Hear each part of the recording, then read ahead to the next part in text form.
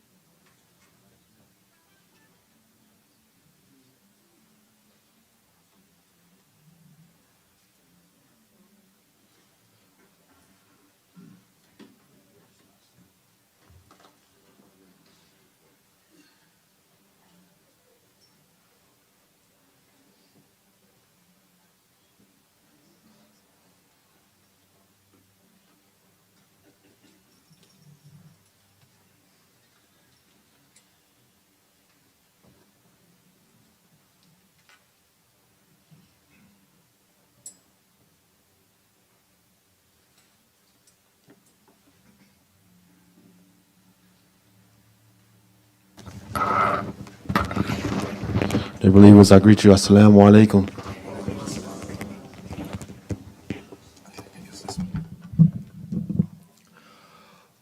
Allahu Akbar, Allahu Akbar. Allahu Akbar, Allahu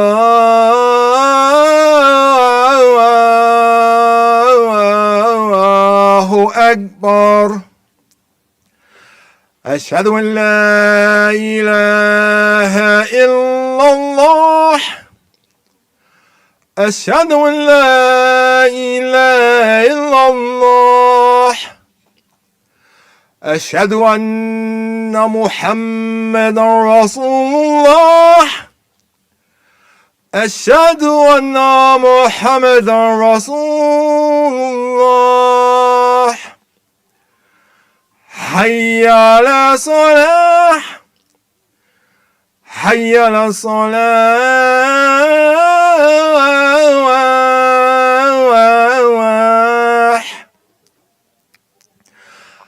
حي على الفلاح. حي على الفلاح.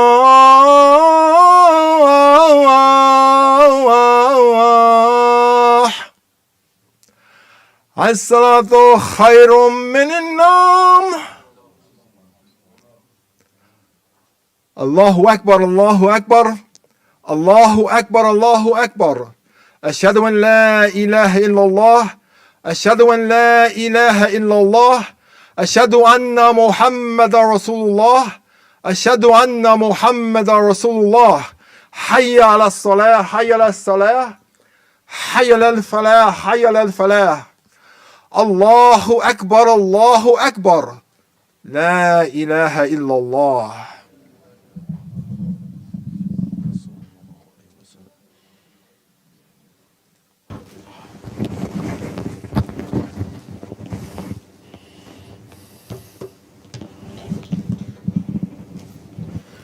إن الحمد لله ونستعينه ونستغفره ونعوذ بالله من شرور أنفسنا من سيئات أعمالنا من يهد الله فلا مضل له ومن يضلل فلا هادي له وأشهد أن لا إله إلا الله وأشهد أن محمدا عبده ورسوله صلى الله عليه وسلم. That is, all praise is for Allah. We seek His help and His forgiveness. We seek refuge in Allah from the evil of our own souls. And whomsoever Allah guides will never be led astray. And whomsoever Allah leaves to stray will never be guided. I bear witness that there is no God worthy of worship but Allah. And I bear witness that Muhammad, may the peace and blessings be upon him, is his slave and messenger. To believers, I greet you once again. Assalamu alaikum wa rahmatullah.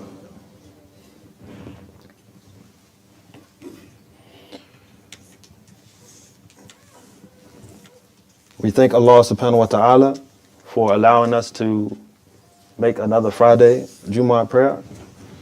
I know many of us are traveling or visiting family and coming together and unifying, and that is a bit of how or what we're capturing today in our Jumu'ah is unity. Unity leads to success. As Allah subhanahu wa ta'ala continues to expose the so-called superpowers of the world for what they truly are, all the while our own social structures, you can see, are crumbling, are starting to crumble, in the process of crumbling, cracks. It is imperative that we look at ourselves in the mirror and ask, are we living by the foundation of morality that our Muslim identity demands of us? It has and continues to be made clear how this society operates. how oppression continues to be used as a stabilizer for the illusion of prosperity in this land and other lands.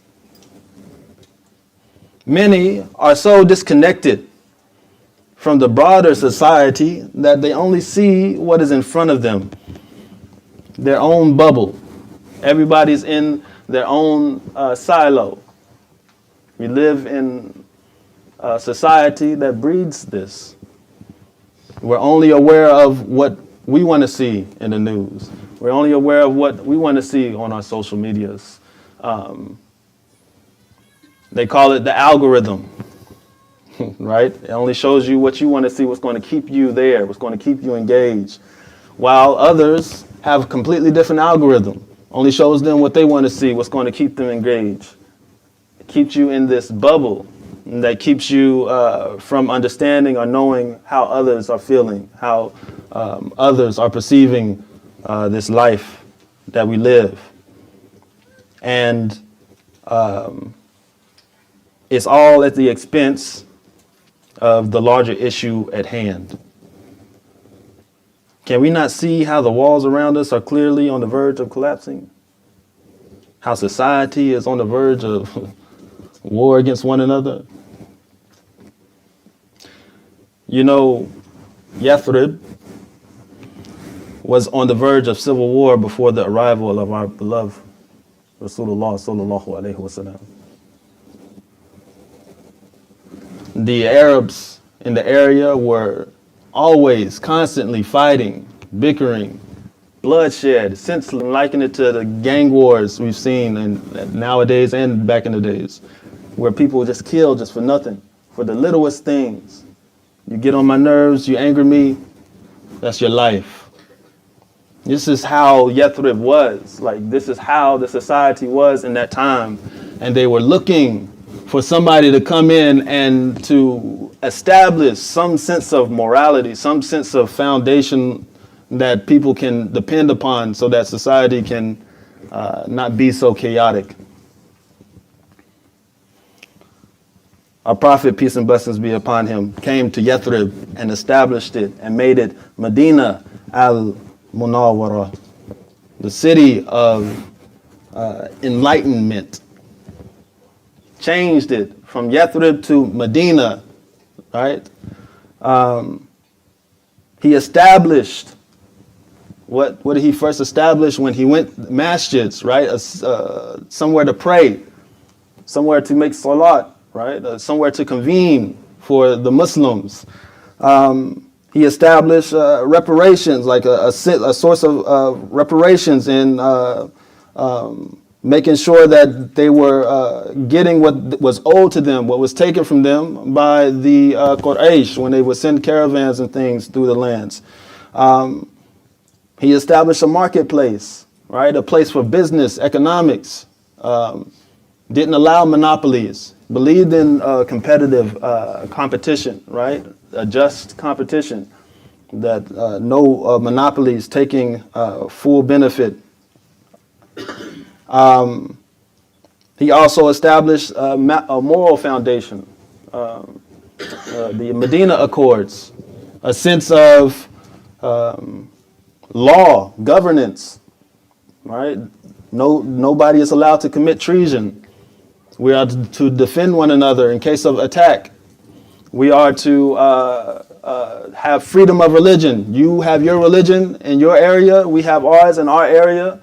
And when it comes to your people that are doing wrong, you handle them. When our people do wrong, we'll handle them, so on and so forth. He established this basic morality that is needed for a community to thrive. You think what we have in America that just comes out of nowhere? No. He established shelters for Muslims to come in and to have a place to stay when they're visiting or when they're fleeing. But really importantly, one of the main things he established was community. The muhajirin, the ones who immigrated, the ones who are seeking, what's it called? The ones who are seeking amnesty, right?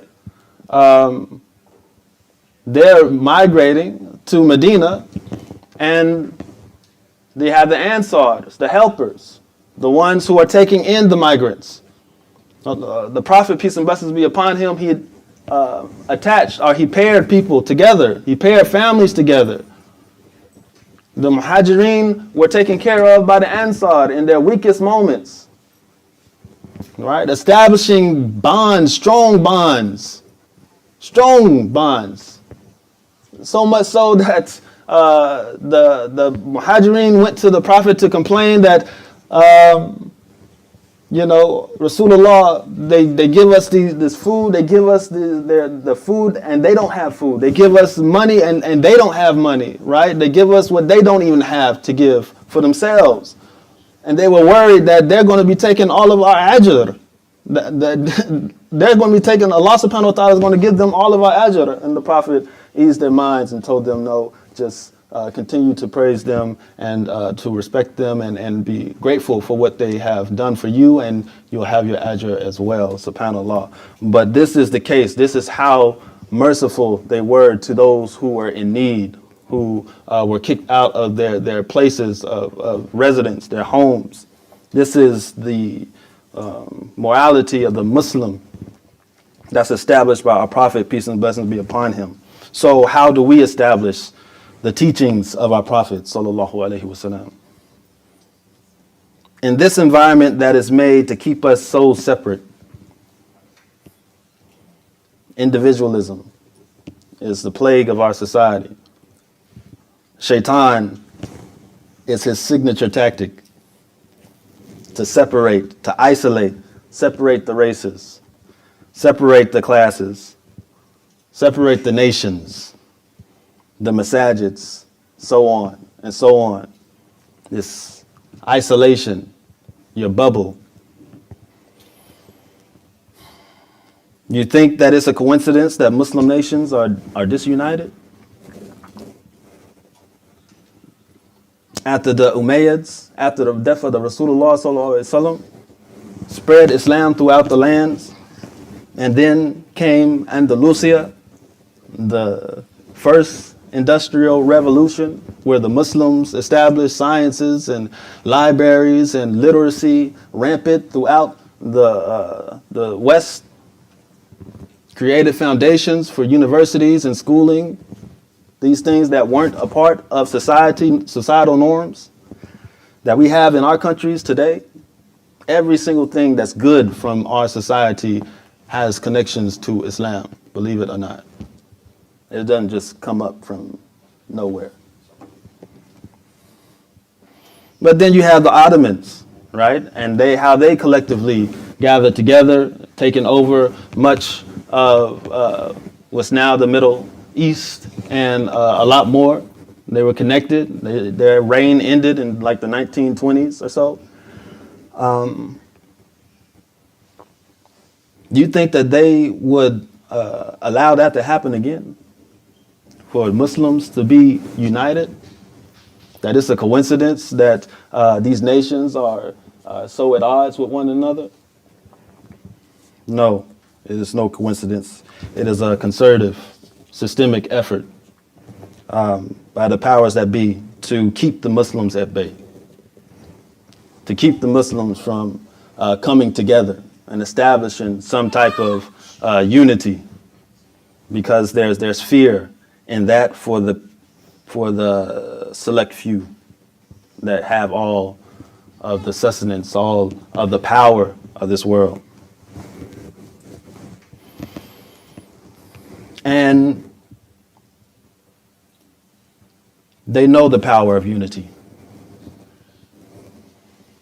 And unity reminds us, and should be a reminder of humility. Allah provides a constant reminder of how vast this creation is and how small we are just by looking up at the stars at night. You can look up at the stars at night. You see a star in the sky and it's millions of light years away. Millions. And then sometimes you look up at the stars at night or whatever, and you see a cloudy kind of haze, and it'd be a whole entire galaxy that you're looking at. That's billions of light years away or so. Then within that whole entire galaxy are billions of stars and universes. And that's only one. Then you look over here, and there are billions of galaxies. That's in your preview. Depending on your telescope and how powerful it is, you can see from all angles and directions. But even that has a limit to how much it can see. So it's no awareness of what's beyond that limit of sight. And Allah subhanahu wa ta'ala has made his creation so. And then you think yourself so important. You just look up at the sky and it's humbling. SubhanAllah. There's no coincidence. So Allah subhanahu wa ta'ala tells us in the Quran, in Surah Ar-Ra'd, and verse 11, he says, indeed, Allah will not change the condition of a people until they change what is in themselves. Indeed, Allah will not change the condition of a people until they change what is in themselves.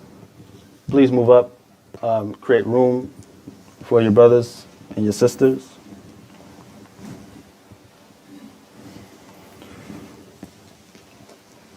So, again, Allah says, indeed, Allah will not change the condition of a people until they change what is in themselves. This is the starting point. The change begins with each and every one of us. Our hearts, our actions, our commitment to aligning ourselves with the principles of Al-Islam.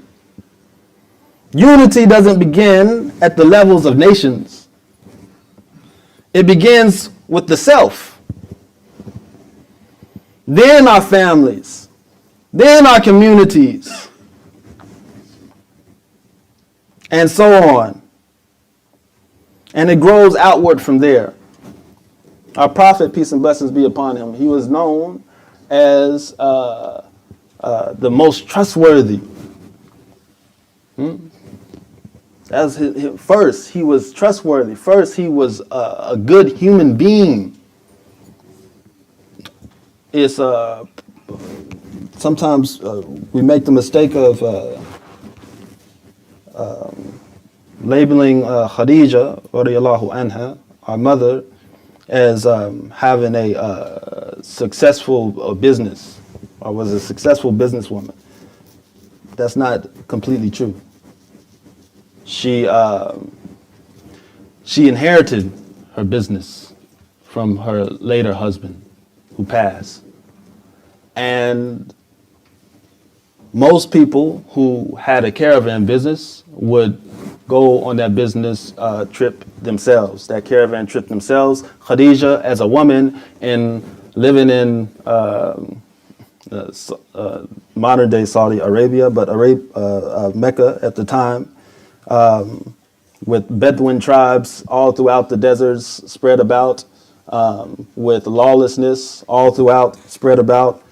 You imagine the police officers and the city government, they all just say, you know what, we quit, we give up. How chaotic society will be in a second.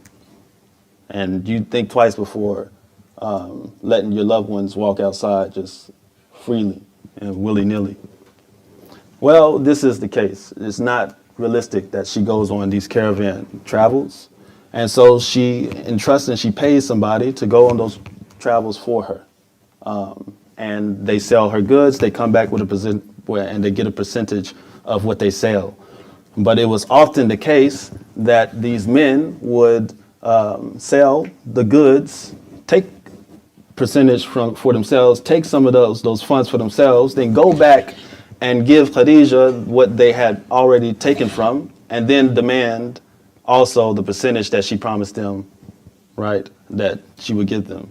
And that's not really a stable business, right? But the Prophet, peace and blessings be upon him, it was so beautiful about his character was that he was trustworthy. And she saw that when she had hired him and worked with him to go and travel on these caravans, that he would give her what she was expecting in full, right? And he would not take from her, right? And that spoke to his character. He was individually a good person. Right? He was individually the trustworthy one, the one known in his community as Ahmed, the trustworthy, right? And then this leads to marriage. First starts with self, then family. The Prophet, peace and blessings be upon him, is a family man. 15 years of his life we just don't really know much about, right? Because he wasn't a prophet then, and nobody's really keeping record or track. But we do know that he was a family man. He had a house full of children from 2 years old to 7 years old, right? And then he had a teenager in Zayd, Groner, and he had his wet nurse that stays with him, right? A full house, little girls running around. For 15 years, this man, he's a family man, right? And his focus is on his family. And then Allah subhanahu wa ta'ala gives him revelation and he goes to his community and focuses on his community. And then that community flourishes and thrives and then spreads throughout different nations and so on and so forth. SubhanAllah. So our Prophet, peace and blessings be upon him, is the perfect example and embodies what we as a people, as Muslims, should be striving towards. If we want to see our Muslim Ummah strong and united, we must embody the unity in our daily lives. We cannot be content with pointing to the disunity of Muslim nations while we harbor division in our own masjids, or avoid addressing the differences among ourselves. Nor can we expect social transformation while neglecting the spiritual and moral reform of our own hearts. Our Prophet, peace and blessings be upon him, showed us the way. He established justice, compassion, and community in the most hostile environments. Hostile, way worse than this environment. He faced the same forces of division, but he overcame them by bringing people together under the banner of taqwa, God consciousness. The first Jumu'ah our Prophet, peace and blessings be upon him, ever gave was about taqwa. He just fled Mecca, fled persecution, bounty hunters on his head, trying to get him, on the brink of this close to being captured.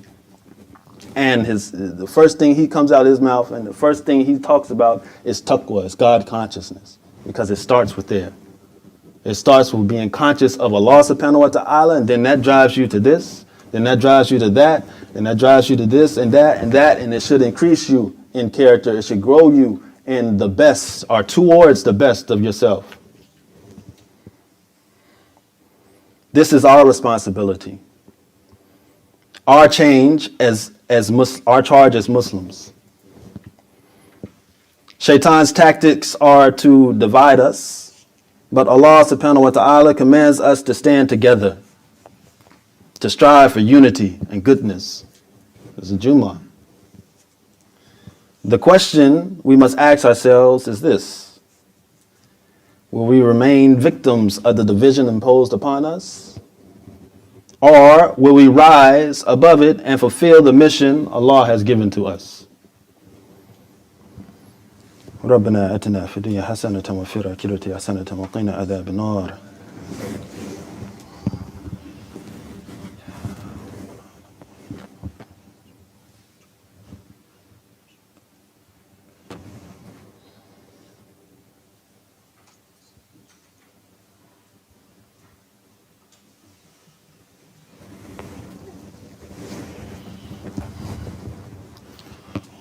لا إله إلا الله وحده لا شريك له له الملك وله الحمد وهو على كل شيء قدير.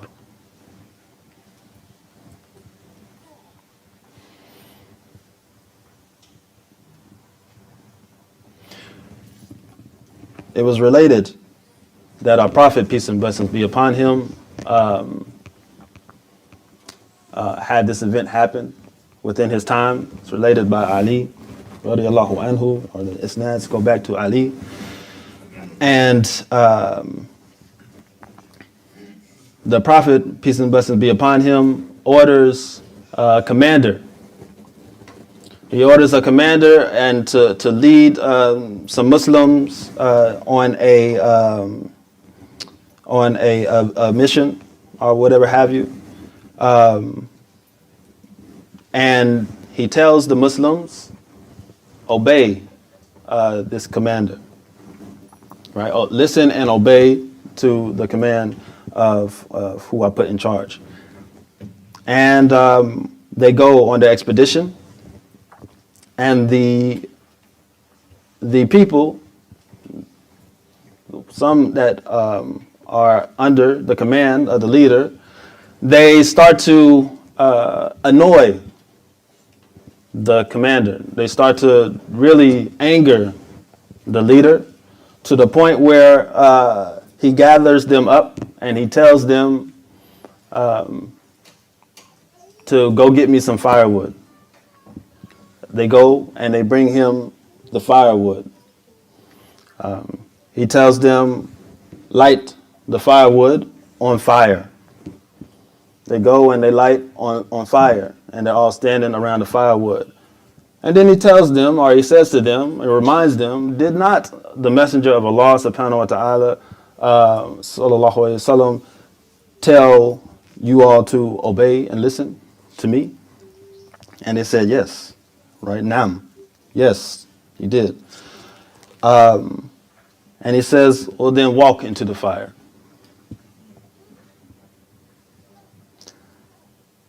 And they stood there just like you all looking.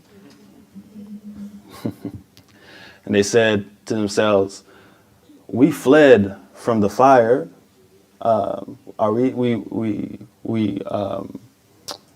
We believed in the Rasulullah sallallahu alaihi wasallam. We fled to the Rasulullah sallallahu alaihi wasallam away from the fire. And now you're asking us to walk into the fire? And so they just stood there. And they stood there long enough for the leader to cool down and not be mad anymore. And also long enough for the fire to go out. And so they go back to the Prophet, peace and blessings be upon him, and they say, or they tell him about what happened. And the Prophet, peace and blessings be upon him, said that if you had obeyed him, if you had went into that fire, you would have stayed in that fire. Meaning, if you had gone into that fire, you would have been in fire in this life and the next. He said, there is no obedience to a command, or obedience to a commander is only in what is good. These are our Prophet, peace and blessings be upon him's words. It's authentic. Obedience to a commander is only in what is good. So loyalty is not something that we as Muslims just blindly give. We're not loyal to any flag. We're not loyal to any nation or a land. No, it comes with prerequisites of establishing moral standards that Allah subhanahu wa ta'ala has commanded us to have. We have the 5 pillars: prayer, or shahada, prayer, zakat, charity, Ramadan, fasting, and Hajj. And then we have this articles of faith, the 6 articles of faith, right? The belief in the oneness of God, the belief in the angels, in the prophets, in the books, in the qadr of Allah, the will of Allah, the divine decree, and then the day of judgment. Right?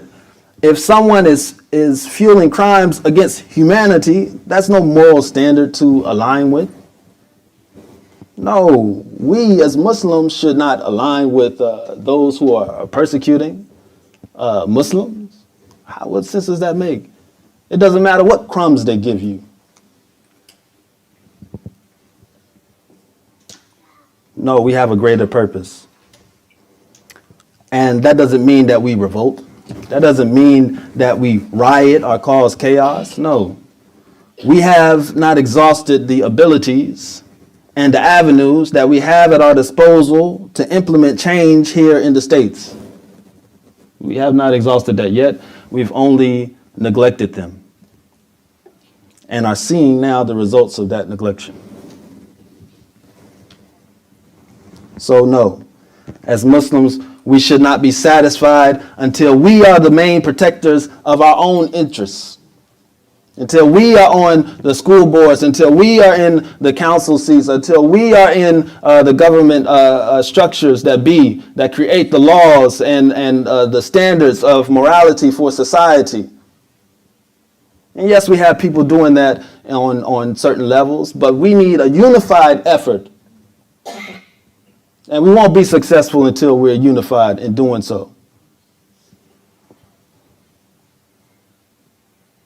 Nobody should have more of a moral compass than the Muslims. Nobody should be able to provide us with a law. You see all of these issues that are happening in society that are polarizing people, separating people into one avenue or another. While the Muslims, we have an answer to all of it.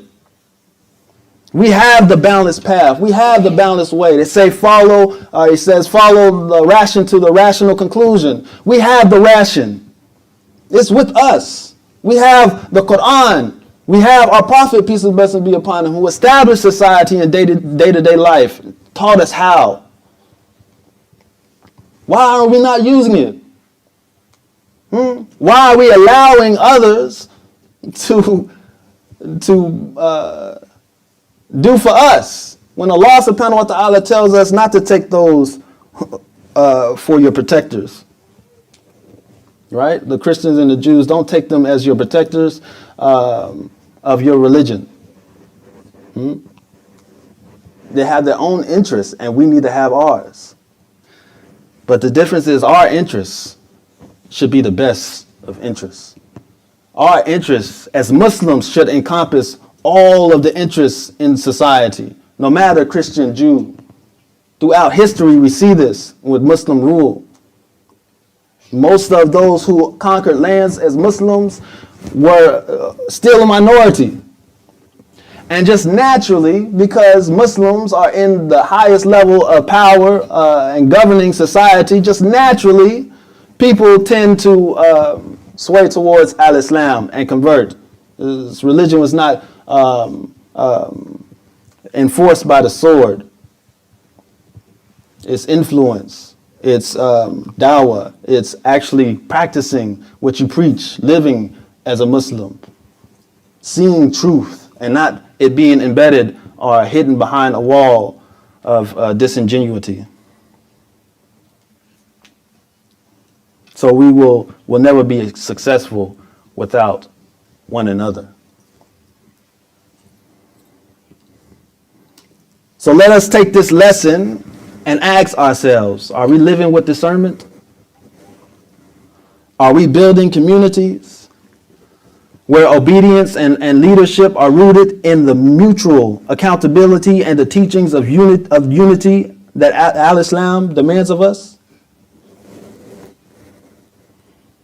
Because only then can we truly create the strength and justice that our ummah and that the world so desperately needs. ربنا آتنا في الدنيا حسنة وفي الآخرة حسنة وقنا عذاب النار O Allah, grant us the best in this life and the best in the hereafter, and protect us from the punishment and penalty of the fire. O Allah, guide us and make it easy for us to follow your guidance, Ya Rabbal Alameen. O Allah, protect us and unify us and grow us as one ummah, Ya Rabbal Alameen. And guide us and bless our loved ones with your help and your protection, and bless us all to reach the promised land in the hereafter amongst the companions of our Prophet, peace and blessings be upon him, and his companionship. And we'll do announcements right after Jumu'ah, so please be patient. Allahu Akbar, Allahu Akbar, Allahu Akbar, Allahu Akbar. Ashhadu an la ilaha illallah, ashhadu an la ilaha illallah, ashhadu anna Muhammadan Rasulullah, ashhadu anna Muhammadan Rasulullah.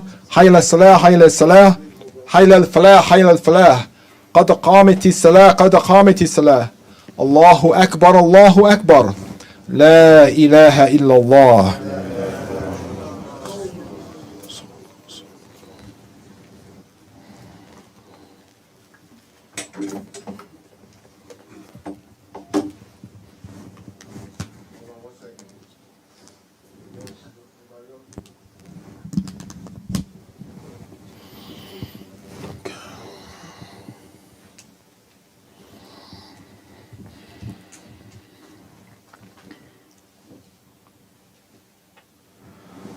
Allahu Akbar.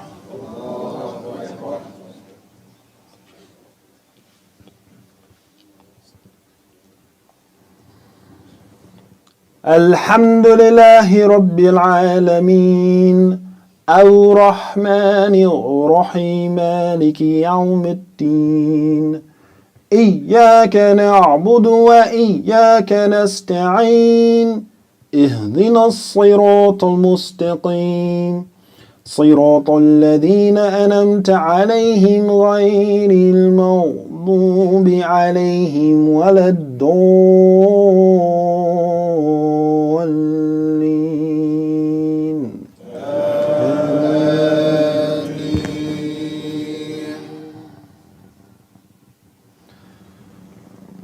والعصر إن الإنسان لفي خسر إلا الذين آمنوا وعملوا الصالحات وتواصوا بالحق وتواصوا بالصبر. الله أكبر.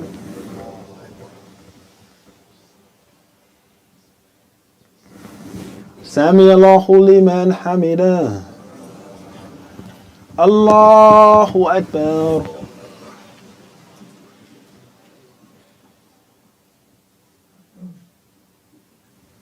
الله أكبر. الله أكبر.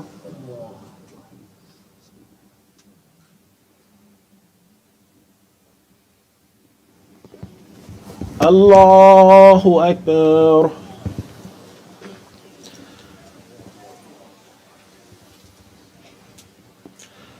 الحمد لله رب العالمين الرحمن الرحيم مالك يوم الدين إياك نعبد وإياك نستعين اهدنا الصراط المستقيم صراط الذين أنعمت عليهم غير المغضوب عليهم ولا الضالين.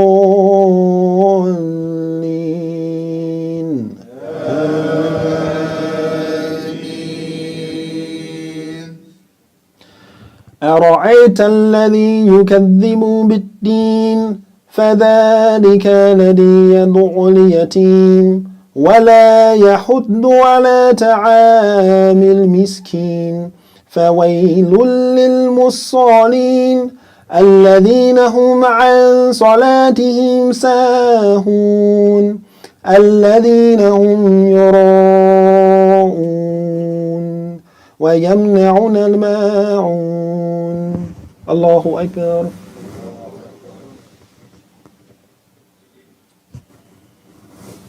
سمع الله لمن حمده.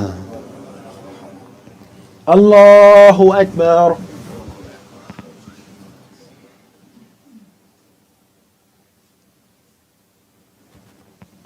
Allahu Akbar.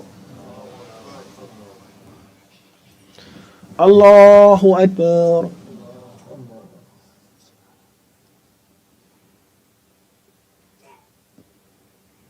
Allahu Akbar.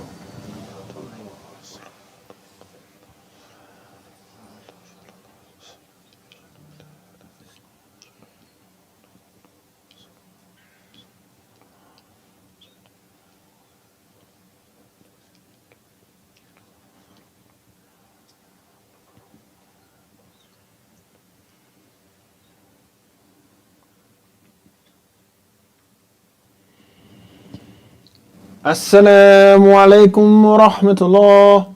Assalamu alaikum wa rahmatullah.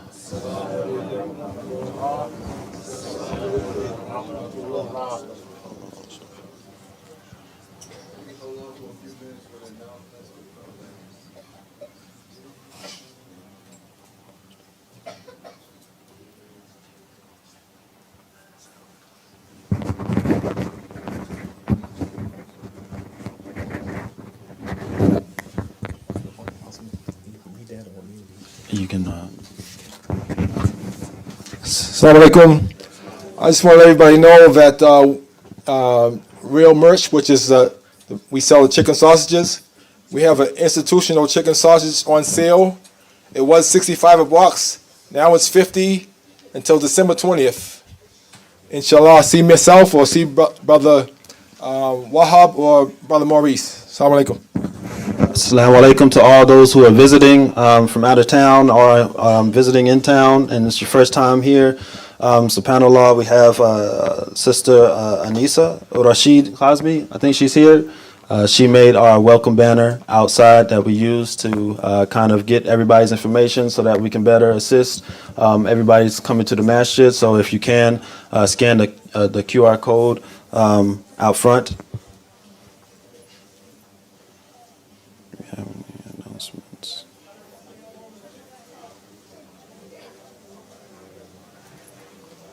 I'll see announcements.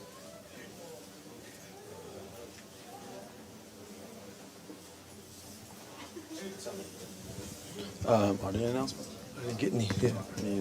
It is. Please don't forget your zakat and sadaqah. I don't think we have our classes this weekend. I know we will be having Taaleem this Sunday at 12:30. So please come out and enjoy that. We have Islam 101 is Monday nights, and we have Sirah class Tuesday nights at Yes. 6. And we'll be back here next Friday at Jumuah, inshallah. Inshallah. Oh, we have General Assembly, I believe, next Sunday, the 8th. Yeah, so General Assembly next Sunday, December 8th. Please make sure to mark your calendars. We'll be discussing some important matters of the masjid and moving forward, inshallah.